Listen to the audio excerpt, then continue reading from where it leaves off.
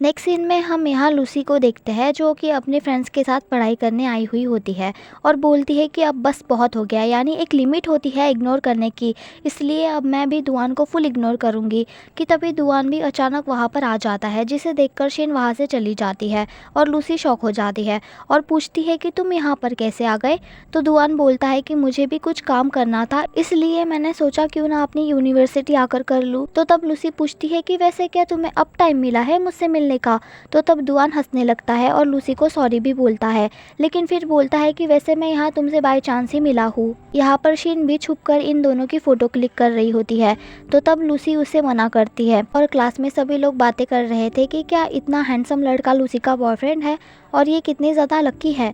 दुआन यहाँ पर लूसी को घूरने लग जाता है क्योंकि वो उसे इतने दिनों के बाद जो देख रहा था। यहाँ पर लूसी जो कि दुआन की वजह से पढ़ाई पर ध्यान नहीं दे पा रही होती है, इसलिए वो वहाँ पर सोने की एक्टिंग करती है और दुआन को बोलती है कि तुम अपना काम करो और मुझे सोने दो। कि तभी दुआन लूसी के पास आकर उसे दूर से किस करता है, जिसके ऐसा करने से लूसी की आइज़ ओपन हो जाती है और वो बहुत बुरी तरह शॉक हो जाती है। यहाँ दुआन ऐसा दिखा रहा था जैसे उसने तो कुछ किया ही नहीं। कि तभी लूसी दुआन को पास आने बोलती है और फिर वो भी दुआन को किस कर लेती है। तो तब दुआन भी ये देखकर काफ़ी ज़्यादा शॉक हो गया क्योंकि उसने बिल्कुल भी नहीं सोचा था कि आज लूसी उसे किस करेगी। फिर लूसी बोलती है कि मैंने सिर्फ अपना बदला पूरा किया है, इसलिए ये सोचने की ज़रूरत नहीं है कि मैंने तुम्हारे प्रपोजल को एक्सेप्ट कर लिया। दुआन उससे बोलता है कि पर ये तो नाइंसाफ़ी है, यानी इसका मतलब तुम फ़ायदा उठा रही हो मेरा। इसका मतलब अगर मैं हर बार तुम्हें ऐसे ही किस करूँगा तो क्या इसके बदले में तुम भी हमेशा ऐसे ही किस करोगी। तो लूसी बोलती है नहीं, बिल्कुल भी नहीं, बल्कि मैं अपने भाई से तुम्हारी कंप्लेन करूँगी। तो तब दुआन बोलता है कि हाँ जाओ बता दो, वैसे भी किसी ना किसी दिन सबको सच पता चलना ही है।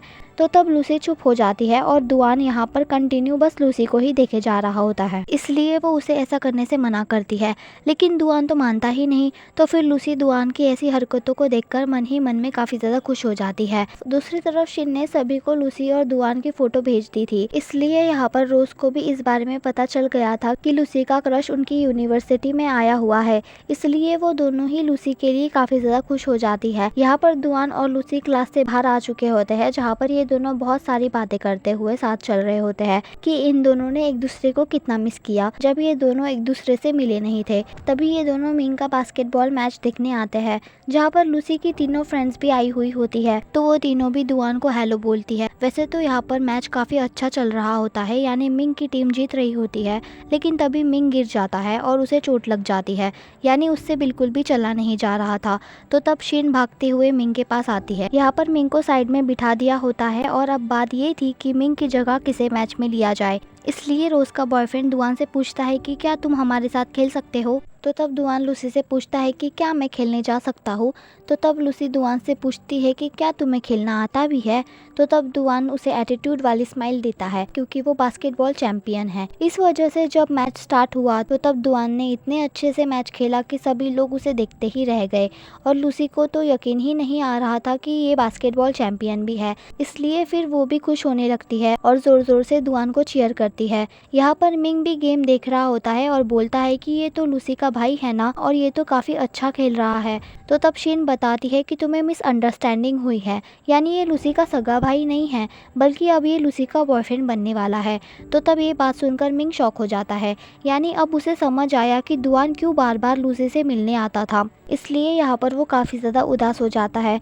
यहाँ पर दुआन काफ़ी अच्छे से गेम खेल रहा था कि तभी वो लास्ट शॉट मारते ही मैच जीत जाता है। तो तब सभी लोग काफ़ी ज़्यादा खुश हो जाते हैं और दुआन भी काफ़ी ज़्यादा खुश नज़र आ रहा होता है। यहाँ पर अगले सीन में ये चारों फ्रेंड्स आपस में बात कर रहे होते हैं कि इस समर की छुट्टियों में उन्हें अपने घर वापस जाना चाहिए या यही रुककर और दूसरे कोर्स भी करने चाहिए। तो तब शिन, लिंग, रोज ये तीनों डिसाइड करती है कि वो यही रुकेगी, लेकिन जब लूसी ने इस बात की परमिशन अपने भाई से लेने की बात की कि क्या मैं भी यही रुक सकती हूँ, लेकिन सांग्यान उसे साफ मना कर देता है क्योंकि सांग्यान को लगता है कि लूसी अपने उस बॉयफ्रेंड की वजह से हॉस्टल में रुकने के लिए बोल रही है। यहाँ पर लूसी काफ़ी मना करती है कि नहीं, ऐसा नहीं है, यानी मुझे अपनी इंटर्नशिप करनी है, इसलिए मैं रुकना चाहती हूँ।